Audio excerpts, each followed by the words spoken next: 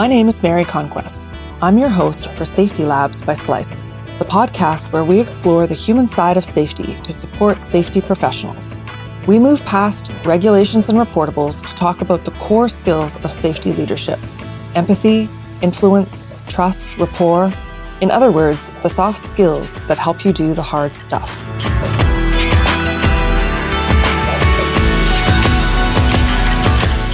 Hi there. Welcome to Safety Labs by Slice. Today's guest has lots to share about how to connect with and influence frontline workers.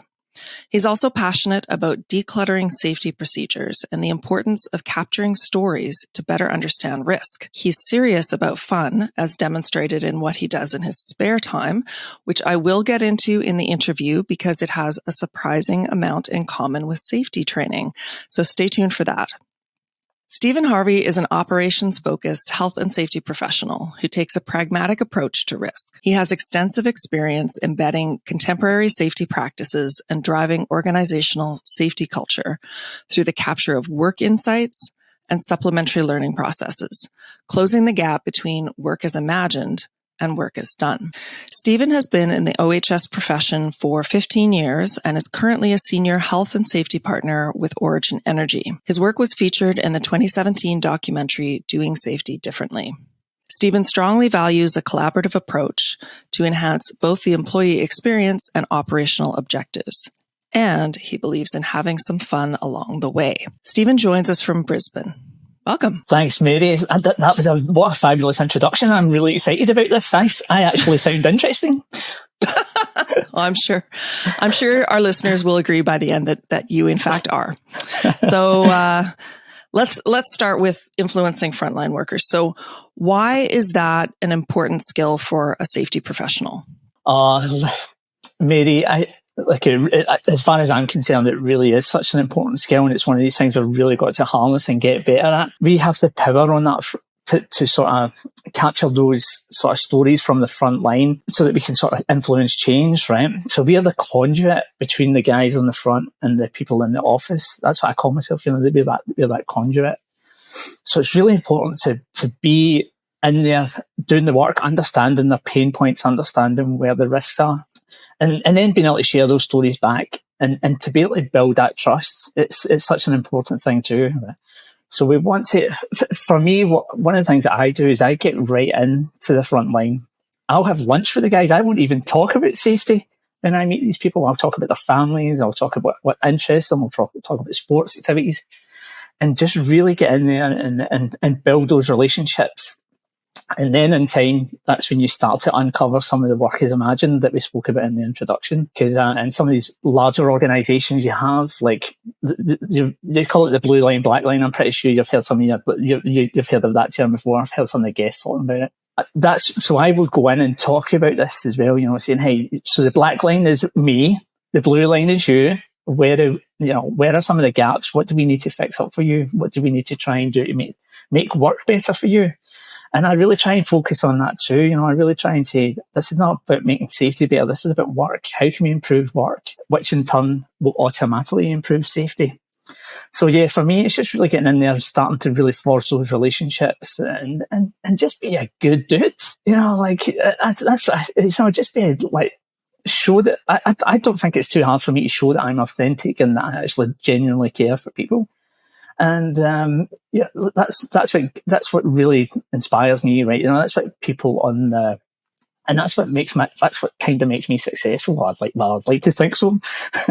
That is just in my ability to be able to connect and sort of start influencing that work on the front end. Not telling them what to do, but just trying to coach, so have those coaching conversations and where I can take it back to the leadership and say, hey, we might need to look at this. This looks like a bit of an issue. Yeah. So it sounds like, like you just pointed out, influencing is not necessarily about, charging in and changing people's behavior so much as kind of understanding where they are, why they're doing what they're doing, and making the work better. So Along those lines, you told me when we last spoke that one of your key skills is something that you call industrial empathy. Can you explain what you mean by that? Yeah, look, that's a term I've stolen. I'd love to be able to claim that as my own. Okay. But I heard Bob Edwards, and I've also heard Kim Bancroft talk to that too. And basically that's, for me, that's being able to be in the boots of the guys doing the work.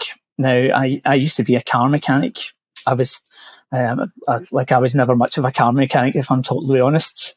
But I done it for a long time, and it got me to Australia, so I'm very grateful for that. What it does though is I know what it's like to do work in the field. I know the shortcuts that people take. I know some of the risky tasks that we do when we don't have the right tools or right equipment or the right systems supporting us. So I think that sort of gives me that sort of edge when things go wrong. So one of the questions that I ask myself when things go wrong is, I wonder why that made sense for them to do that. And I'll sort of say that in front of leaders as well, so that they don't go straight into that judgment. So for me, being an ex-mechanic, let's say, not very good. You won't want me fixing your car now, Mary, I'm telling you.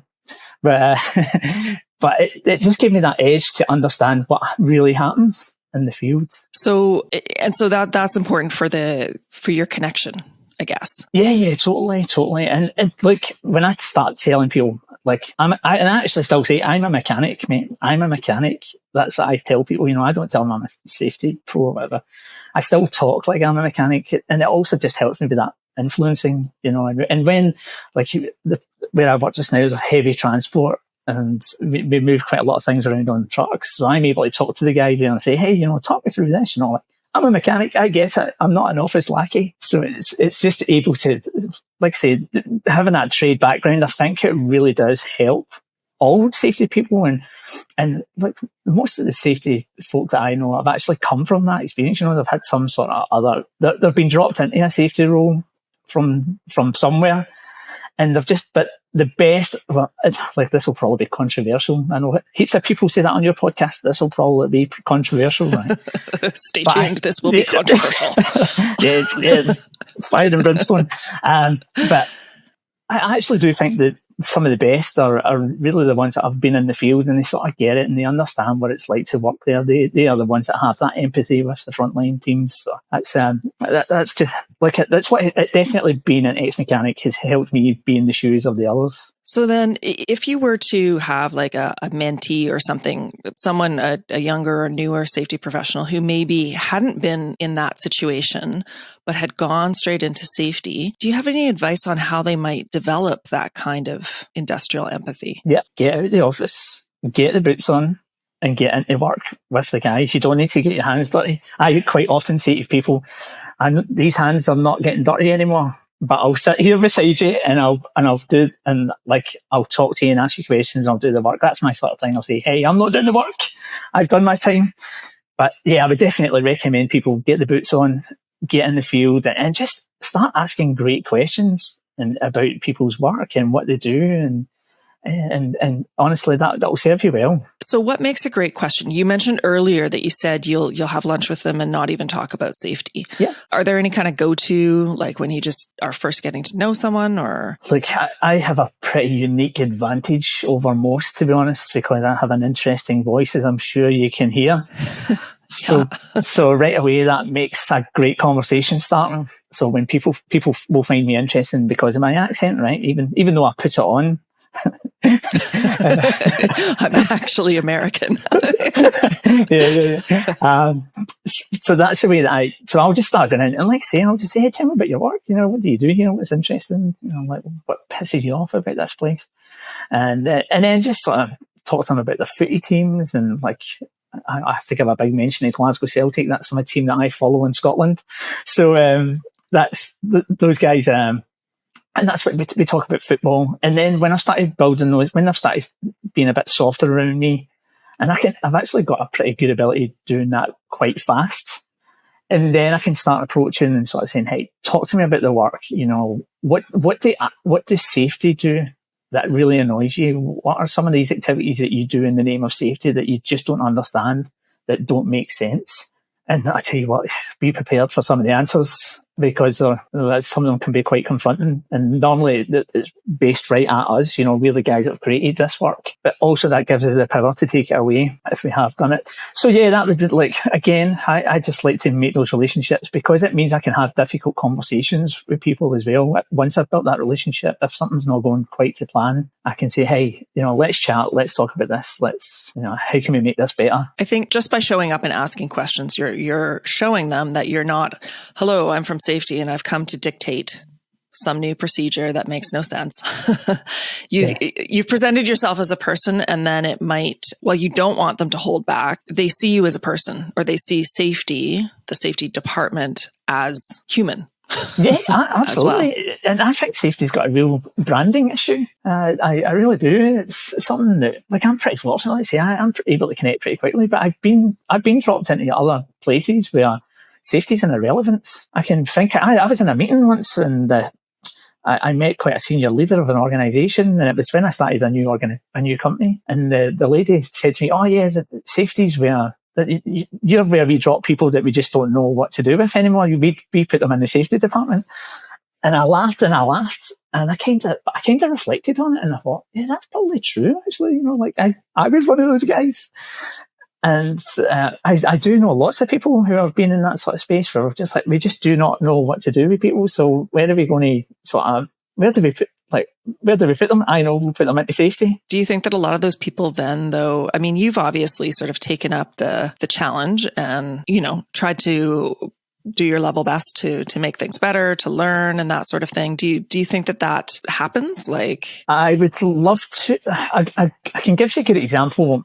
I used to have a team that reported into me, and there was a lad who'd been at the organisation for 30 odd years, and he wasn't living his safety values. He was, I think he was seen as someone who was just told to go in and be a safety cop.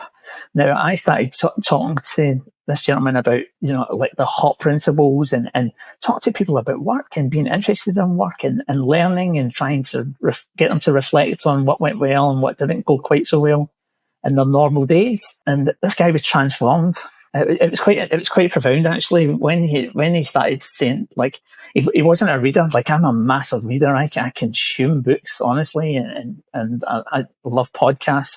I do it all.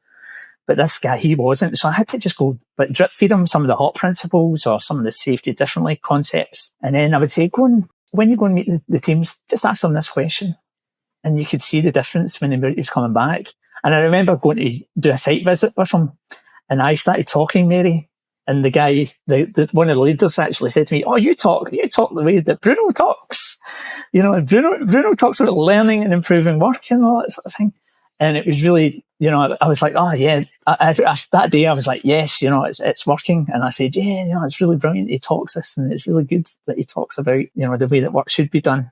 And that was such a great moment. That was just, again, that was just influence, just saying, just ask one better question rather than going in and just saying, "Hey, that's not right," like safety would normally do. "That doesn't look right, but I don't know what you're doing, but it doesn't look right. Stop the job." Just go in asking these curious questions. And that was a great moment, that one. So that's talking about the front line. What about influencing leadership? Do you kind of take the same approach, or are there different things that you do? In my current role, it's a bit harder to get exposure to the leadership because it's such a diverse, dispersed organisation. The leadership's all over the place, and there's a few levels.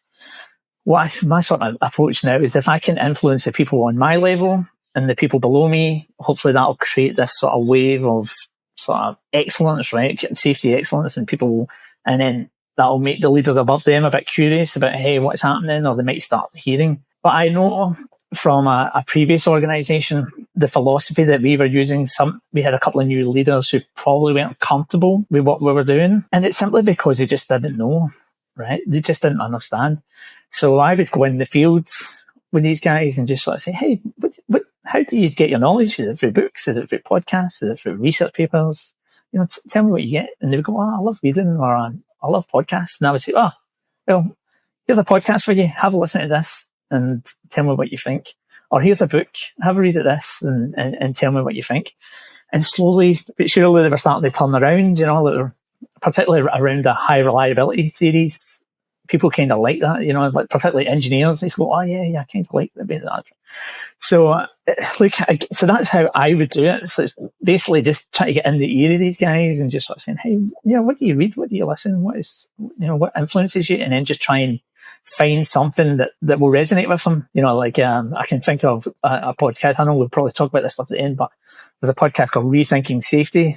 And that's a great podcast to share with people, particularly senior executives, because it's really well done and it's great storytelling. So that's something to share. But right now, like I say, and I would say this to anyone, you'll get this all the time. People say, oh, the leaders at the top, they don't listen to me. This is pointless. It's not working. But don't underestimate the changes that you can make by just influencing the people beside you and the people down below you. And if that's where you have to focus, that's where you need to go, right? And you really will make change, just by changing the conversations. Yeah. Yeah, that's sort of where I'm with that one. Yeah, that's good. It's kind of a variation on, meet people where they are, speak their own language and that sort of thing. And also, your work will speak for itself if you they'll hopefully notice.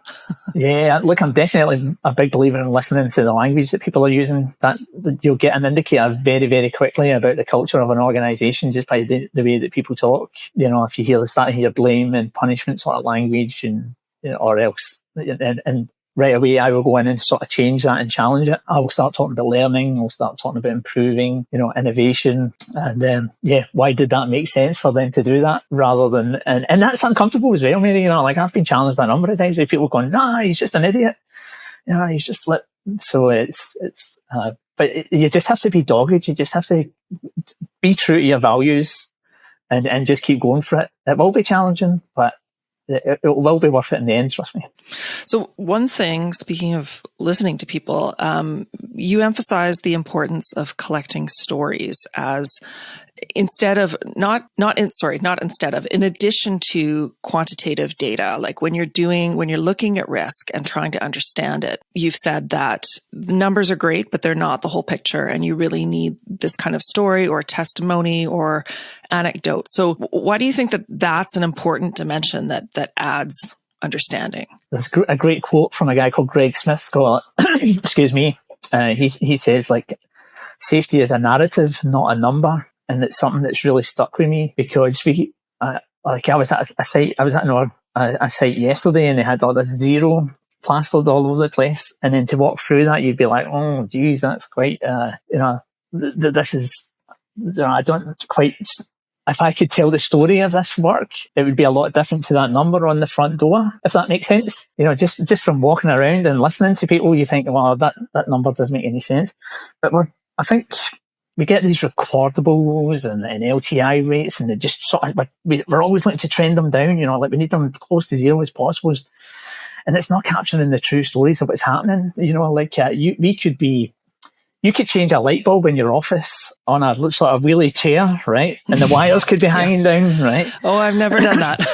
Yeah, neither right. I would never do anything like that. Even when I was a mechanic, I would never do anything dodgy.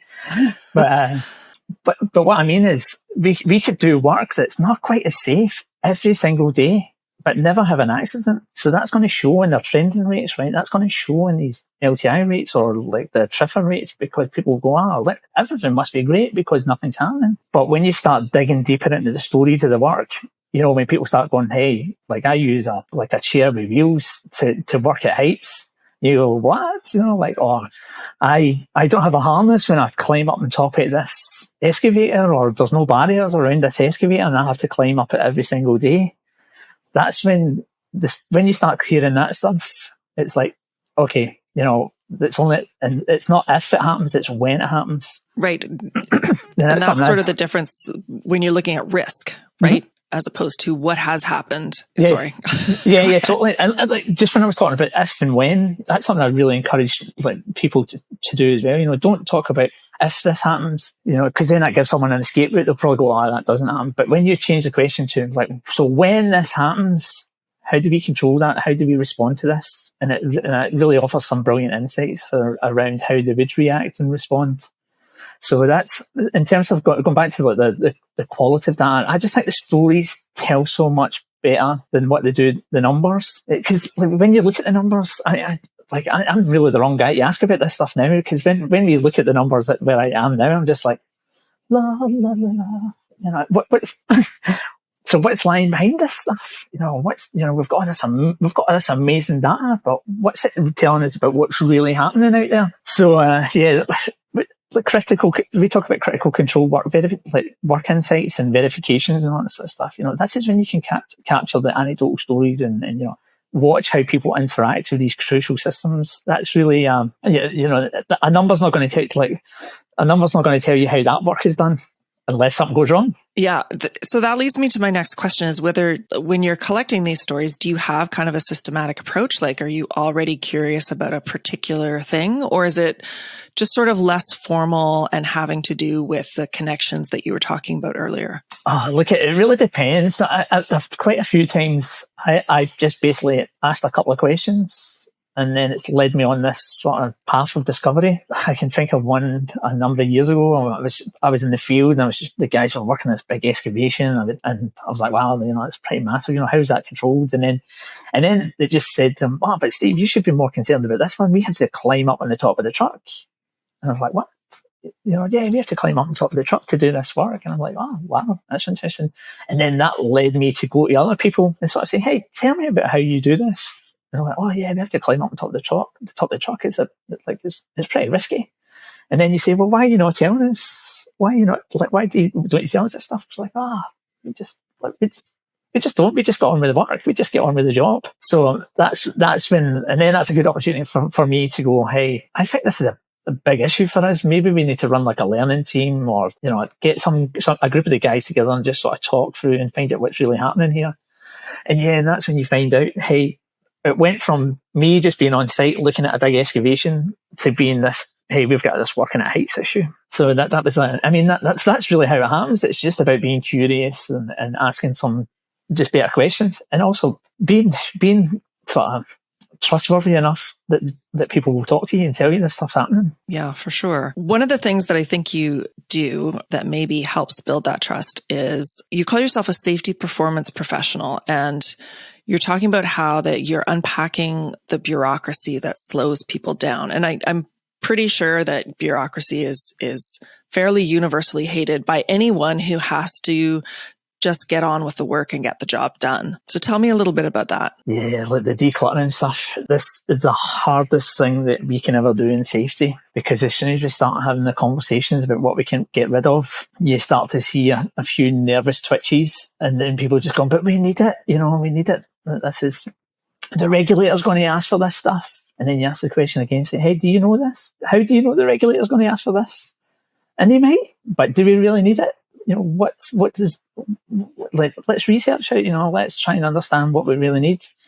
But yeah, decluttering, it's something I've been involved with before at a couple of organisations. I'm trying to embark on it at my current one, but it's, like I say, it's very, very challenging.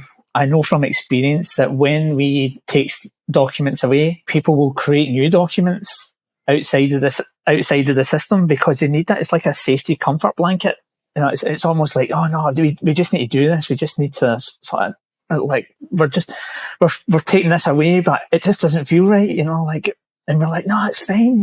We've coached you, we've trained you how to do this stuff better, but it's just something that's really, really hard to do. So it's have a crack at it and definitely sort of have a look at some of these documents that you might no longer be fit for purpose. But my sort of approach to that now, Mary, is if we've got like a checklist that's maybe like 30, 40 lines long, we can sort of maybe say, how can we reduce this? How can we make it to what the stuff that really, really matters in this? What are some of the things in here that we can take away? But it just makes people nervous. Honestly, it's my experience of it. Yeah, and I mean, it's a balancing act, I'm sure. It's not like you're taking away every safety thing. Absolutely. But you mentioned to me that you've encountered or heard tell of an actual checklist for how to sit in the passenger seat of a vehicle. Yeah. Is that right? Yeah, and there's other stuff as well about, I've seen like garbage bins sort of checklists. We just create stuff and checklists for inspecting fridges, and inspecting offices and all that thing. I read a book about maybe 2 years ago, called the Checklist Manifesto. And the person that I told her one day, he was like a surgeon, and he created the pre-surgery checklist. Now, he always talks about you have between, I think it's 5 and 9 checkpoints on a checklist. So I've always tried to do that now, like, how can we narrow this down so that allows it's like a freedom within a frame. What are what's the safety nets that we need to have in this that still allows you to think and look around and make decisions about how work is done. But yeah, it's a lot easier said than done. But the beauty of some of these documents, is like, if we own them as a safety team, we can just turn them off, right? And just do that experiment and just sort of, let's not make this accessible. Let's have a look and see if anyone uses this. And you'll probably find that none of them do. You've got those ubiquitous sort of pre-start risk assessment tools and pre-start vehicle checklists. Like, I personally think they are absolutely a waste of time. But how can we repurpose them and make them really matter? And that's some of the things that I'm sort of working at just now. Like, how can we make you walk around the vehicle and really inspect the things that matter, rather than sitting in an office just going tick, tick, tick, tick. That's me done. Jump in the truck. So who gets more nervous, or maybe everyone equally, but who gets more nervous when you try to declutter or sort of pare down procedures? Is it the people who are doing the procedures because they don't feel confident that without the checklist that they'll either do it right? Or is it people who are more in leadership who are thinking, if you don't do that, we're not covered legally, or whatever? Like, what are the fears behind that? Yeah, look, I've experienced frontline staff as well being a bit nervous at removing documents. I mean, we in a previous organisation, we looked at removing the pre-start tick list and made it become like a guided conversation. And I remember one guy in particular was like, "Steve, I'm not comfortable with this at all. Like, what if something goes wrong? You guys that'll be the first thing that you guys ask for." And I was like, "But you're not really doing it just now. So what's the difference?" It's like, and I suppose what you were saying was, well, if something goes wrong, I will fill that form in before you come to site. Essentially, so it's like it's there after the fact to be able to sign something. But generally, it's mostly frontline leaders actually that get a wee bit more nervous about it. I've recently tried to embark on a similar sort of project, removing the front line, or even just repurposing it and making it not completely removing it, but just doing something different with it. And those leaders are like, well, where do we stand legally with this? And it doesn't matter how many times I show them and say, look, because I've got a mate who's a fireman, and I sort of tell his story. I says, like, he doesn't fill in a take 5 when he's just about to run into a burning building. He's just well trained and he's risk competent. And I think that's probably what we need to try and do. It's almost like it's the last line for organisations to control their workers, this take 5. It's like, oh, here we go, before they execute the work. Or this last wee bit to try and make them think differently. So but what we need to do is just create like risk competent workers, talking about the stuff that's happening out there, talking about that every day. I love post-job reflections. I think there's so much value in those. You just getting the people to talk about their work every day, and and even they have become paperwork as well, right? So we have this thirst for proceduralization. But again, so to your point, everyone kind of gets nervous about removing stuff because it's safety, right? But I tell you what, see, when you add documents, let's go, let's add them in, let's add whatever we need, but we'll add more lines in the process. We'll create a procedure for being a passenger in a vehicle. We'll create this has happened, we need to do something. We need to be seen to be doing something. And then that's why we create this process. But yeah, look, I would really encourage people, start having the conversations about what really matters. And if you don't have the confidence to get rid of it, which 99% of people don't really, let's try and, repurpose it, do something else with it, create a cartoon, have a picture storyboard or something instead. Remove the checklists, create, make it 5 or 12 lines, 5 or 9 lines long, just try and change it.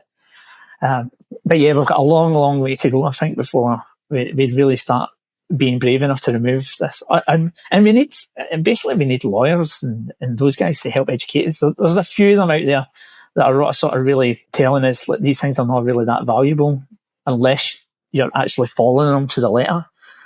But the problem is we don't know many people that actually do follow them to the letter. I would think that they would actually be dangerous if you have them and don't follow them to the letter, because then if there was some legal situation, you're like, well, you had the standard, but you didn't use it, is probably worse than, well, you didn't have the standard, so you did your best. I don't know. I should stop right there. Yeah, that's what I'm saying. But that's the thing. We're both not lawyers. Well, I'm certainly not anyway. Exactly. I'm still a mechanic, right? Yeah. But what we do know from talking to our people is they think this stuff's useless and it doesn't help them. It doesn't support the work. So how can we create? How can we create documents? How can we create process that helps support the work? And that might be part of the connection piece too, right? If you are creating processes and checklists or whatever, or removing them in such a way that you're supporting the work, I imagine that helps the workers feel connected with that you actually are. You're not just sort of this weird parental figure telling them what to do or not to do, but you actually care about making their day-to-day more manageable. Yeah, absolutely. And get those guys, get the people who that, I mean, we as in safety and the office people and whoever, we create all that stuff and pass it down to the people on the front line and say, hey, you need to do this now.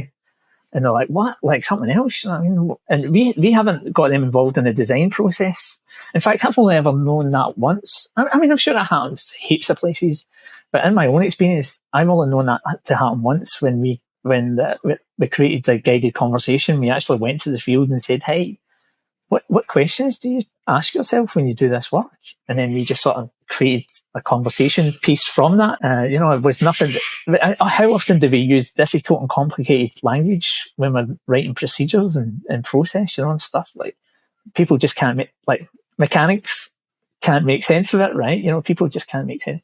So write the process using their language, within reason, mind you, right?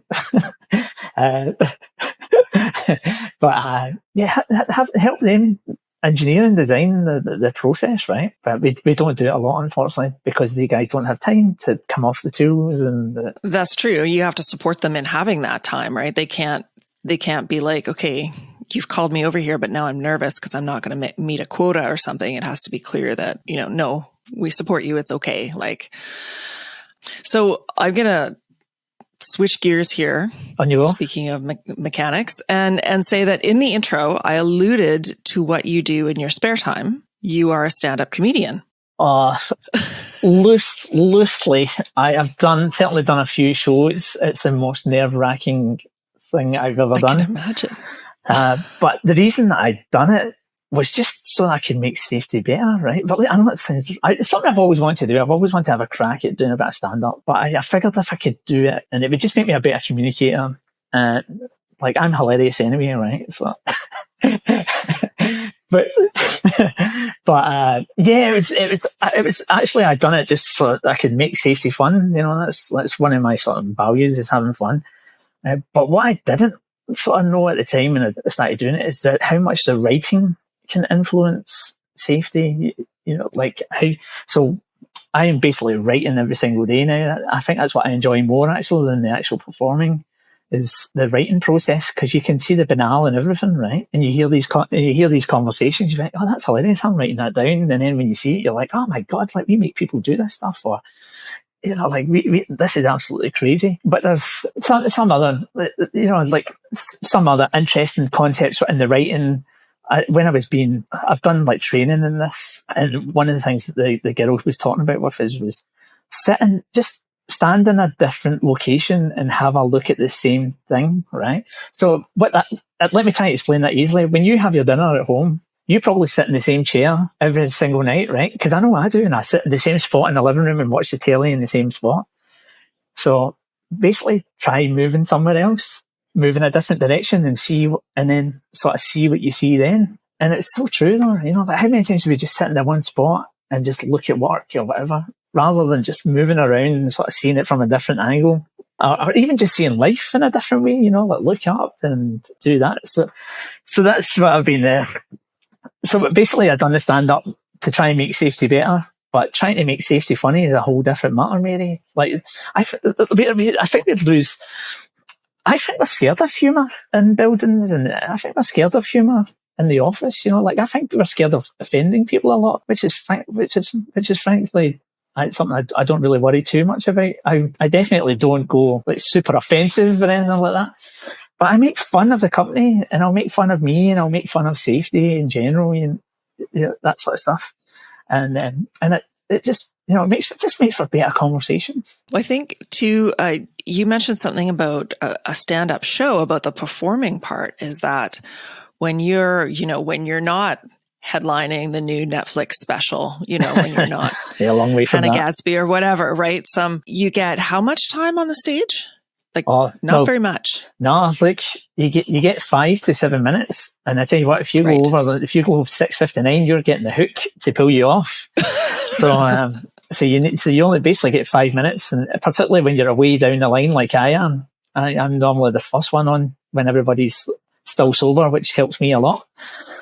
Yeah, you get basically 5 minutes, and that. So what that also allows you to do, and this is where the writing comes in, it allows you to formulate lots of information, but you cut out unnecessary rubbish. So I have to tell a story, multiple stories. So normally I have about 5 to 7 different subjects that I'll sort of approach in those 5 minutes. Some will go for a couple of minutes, whatever. But you have to get rid of quite a lot of the rubbish. Like words that don't make any sense, or you have to play on words. Like lefty loosey, loosey goosey. Like those. You have to have those and they're always quite memorable as well, right? So if we can if we're ever writing stuff like this, I mean, not so much writing and process and procedures, but when we sort of deliver training, we can talk about these things. Lefty loosey, righty tighty. Blah blah blah. Just making those things, the play on words, memorable. So yeah, when you're writing your scripts, you just have to make sure that you get the right, well, obviously the funny information and the sort of in your script, and just remove any of the sort of clutter. So I've tried to do that. So how I bring that into safety is I try and keep all my sort of safety communications to one page. So I'll have a look at, say for instance, I have to write the minutes for a HSE meeting or something. I'll keep it to one page, and I'll try and just put all the punchy points in and try and just keep it so that it makes sense. Sort of struggling a wee bit with that because people who aren't in the meeting, they go, oh, this doesn't make sense. This is not, that people who are not in the meeting won't really understand that.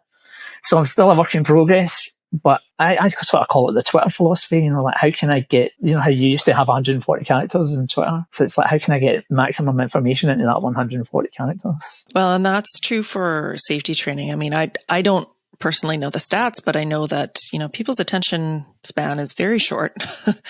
Especially I imagine at a safety training, like most of us don't wake up in the morning and go, God, I hope that I get a safety training today. So I think that just getting in there, being punchy and telling it maybe in story form or whatever, and giving them a laugh is probably pretty helpful. Yeah, definitely. And when I deliver any of this training, I get the guys to do the talking. So we'll have a subject.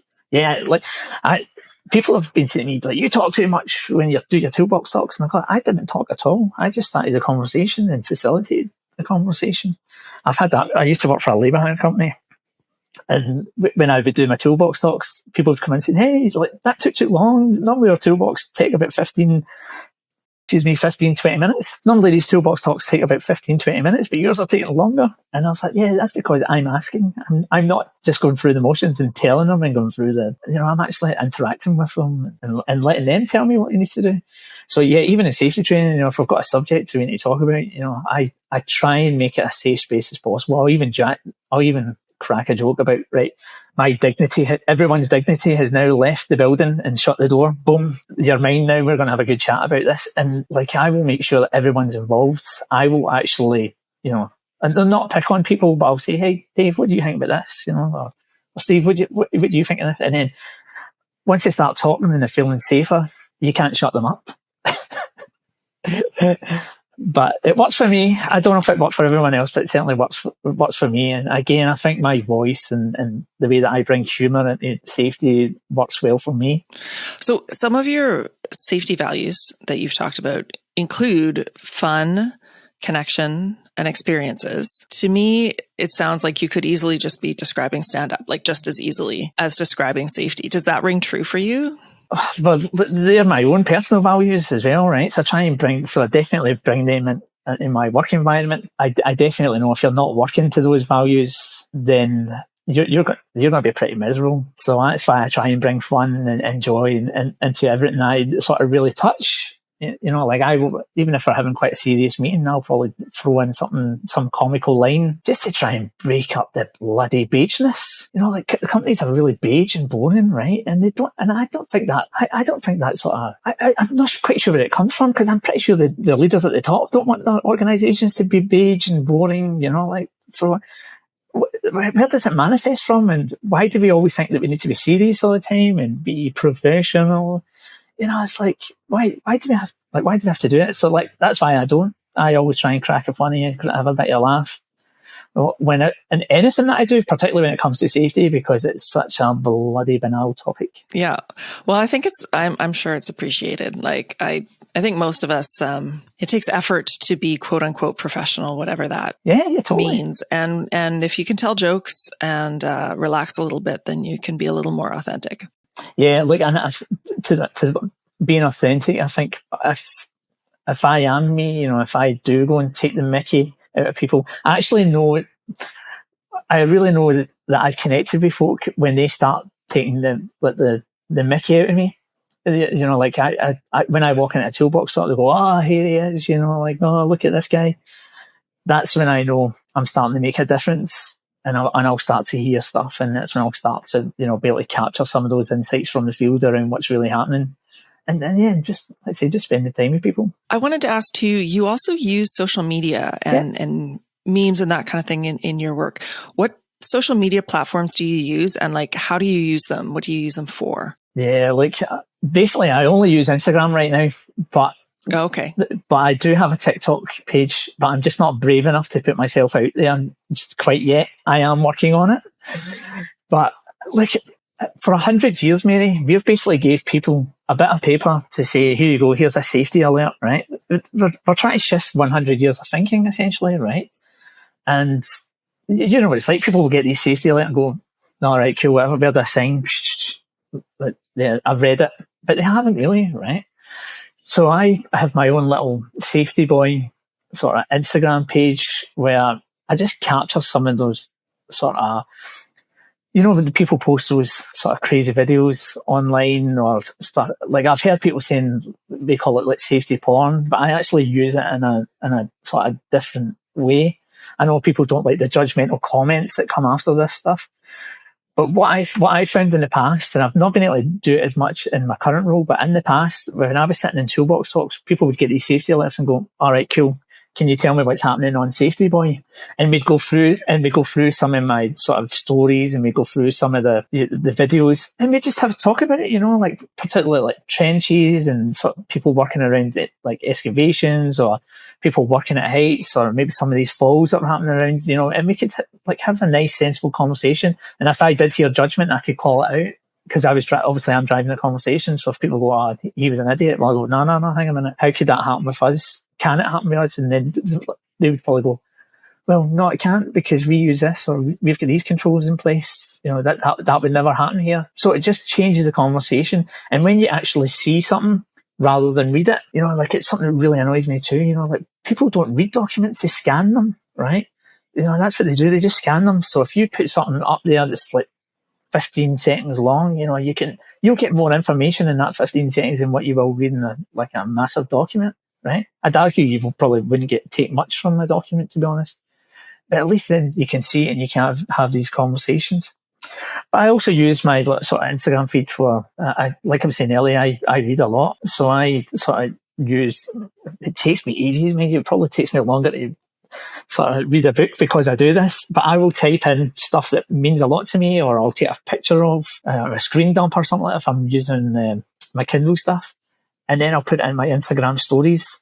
And I mostly do that for me, but I know that other people do read them though, because they tell me. And so anything that's interesting, I will post in my Instagram stories. And I've used the quotes from books to post on like social media internally and the organisation, say, hey, what about this quote? What do you think of that? Like there was one I can think of. Complacency is this from Todd Conklin. Complacency is a byproduct of a stable system. That generates brilliant conversations. Like, well, what do you mean? And it's just we're just able to talk stuff through. So, look, I'm a big fan of social media. And there was a wee bit of research that came out. I think it was either this year or the end of last year, talking about how we don't use social media enough to sort of generate safety interactions or use it as it's because we're still stuck to this bloody bit of paper that's like Henry Ford was using, right? That's because it is, honestly, right? That's what we're trying to shift. Like, I know me and a few others, and you've had most of them on your podcast. We're trying to shift the way that we think about work. And it's going to be a slow process, right? Because we've done the same work for 100 years. And now you get these young upstarts coming through trying to change the way that we look at work. And, and using social media is just part of that. And I do follow quite a lot of people who post interesting stories and interesting, it's mostly like play acting. There's one guy in particular I can think on TikTok who just sort of takes the mickey out of the workplace in general. But again, it's just a conversation starter. Yeah. It's just like you put it on the screen and you go, hey, what do you mean? Does that happen here? Yeah, we've got people in the office that do that. Yeah. Or you're laughing a little too hard. I think you know exactly what they're talking about. Yeah. So I'm a big fan of social media. If I could get brave enough to show my face and maybe tell some stories on these reels, then I might. But normally I just normally take photos of the banality and craziness of safety, and share them online.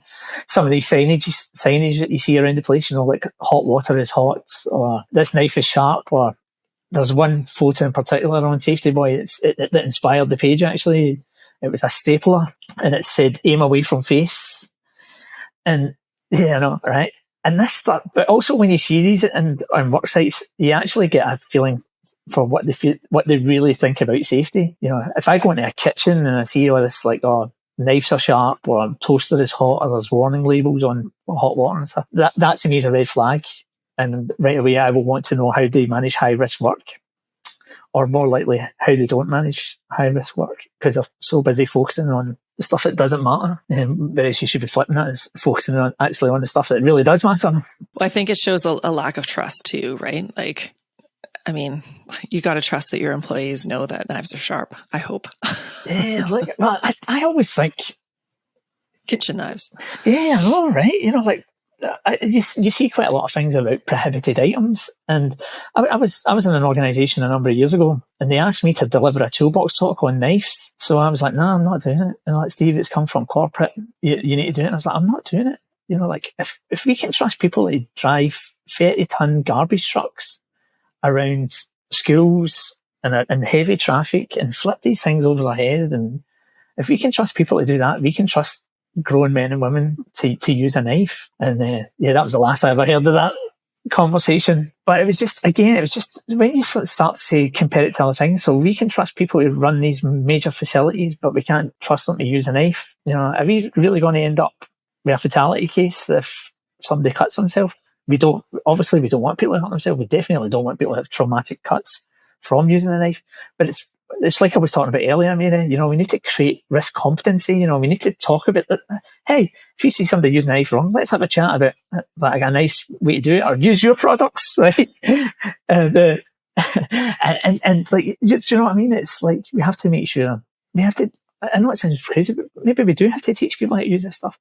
But if we ban them, what are they going to use instead? So that's always a conversation. If you ban it, we need to work harder and find out what they're using instead, because they obviously need these tools to get this job done. So if we're going to remove a chisel, these guys are going to use a screwdriver. So be mindful of this. So, but yeah, at the end of the day, as you said, it comes down to trust. So we're getting close to time, but I have some questions that I like to ask at the end, and I think because you've heard the podcast before, you know what they are. But here we go. At the University of Stephen, the Safety University of Stephen, where would you focus soft skill training for tomorrow's safety professionals? Well, at the University of Steve, right, there would be stand-up comedy, there would be live bands, and there'd be copious amounts of alcohol, right? Yeah. But when you graduate from the University of Steve and I come back and talk to you, I would be talking like listening. And I think it's something you need to learn. I really do, it's and being curious. I actually learned to listen when I went to Toastmasters. So you might have heard of Toastmasters.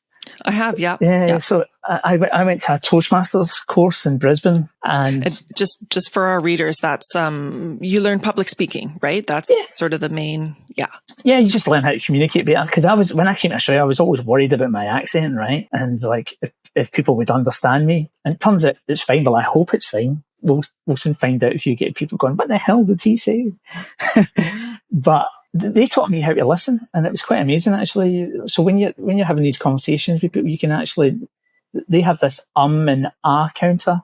When people go and they use filler words. So that really, the Toastmasters really helped me to listen. So yeah, at the University of Steve, listening skills would be up there, number one. And number two would be maintaining eye contact. I think that's such an important skill to have, just in life in general as well, though. So listening and maintaining eye contact, because that just helps build trust and shows that you care very quickly. Good. Okay. If you could go back in time to the beginning of your safety career, is there one piece of advice that you would give young Steve? Stick to your dreams and become a pop star. That would have been my advice to young Steve. But in terms of safety, I probably would have read more when I was one of those safety guys that was thrusted into these roles because they just didn't know what to do with them. Because I was injured in a workplace accident and I wasn't going back to fixing cars. So I get put into a role that they just like, just put him in there and he can help. But I was not very good then. I was one of those guys that created lots of checklists, and I would be disruptive and difficult and annoying and just probably not the way that I am now. So advice to 28-year-old Steve would have been, hey, read this book and start reading this and practice your sort of softer skills, I'd say. Good. Okay. You've mentioned a few things, but do you have any resources that you recommend to our listeners today? Like favorite books, for example? I'm a massive book reader, but I know from listening to the podcasts, a lot of the people recommend like The Field Guide to Understanding Human Error. I would definitely recommend that one. But I've started now reading outside of safety to help improve my work.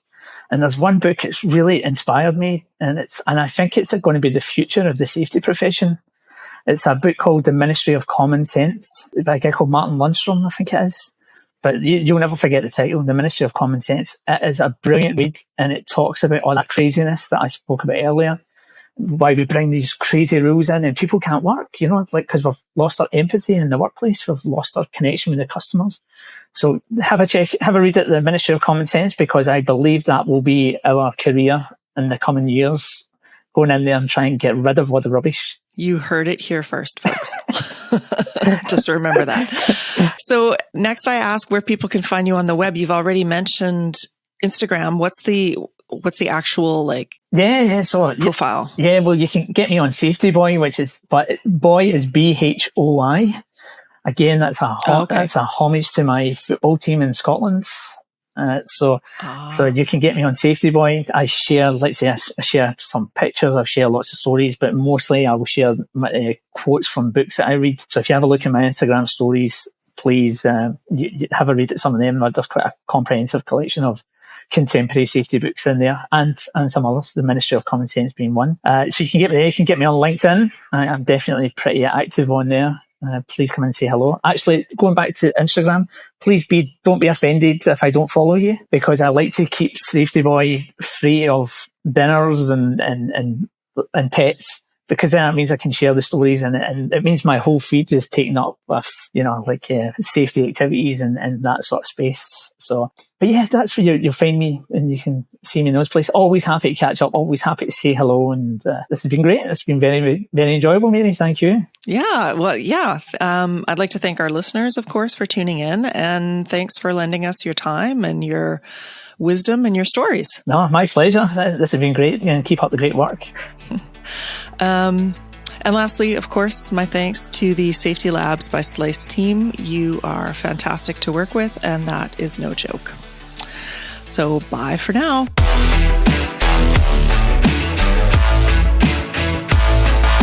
Safety Labs is created by Slice. the only safety knife on the market with a finger-friendly blade.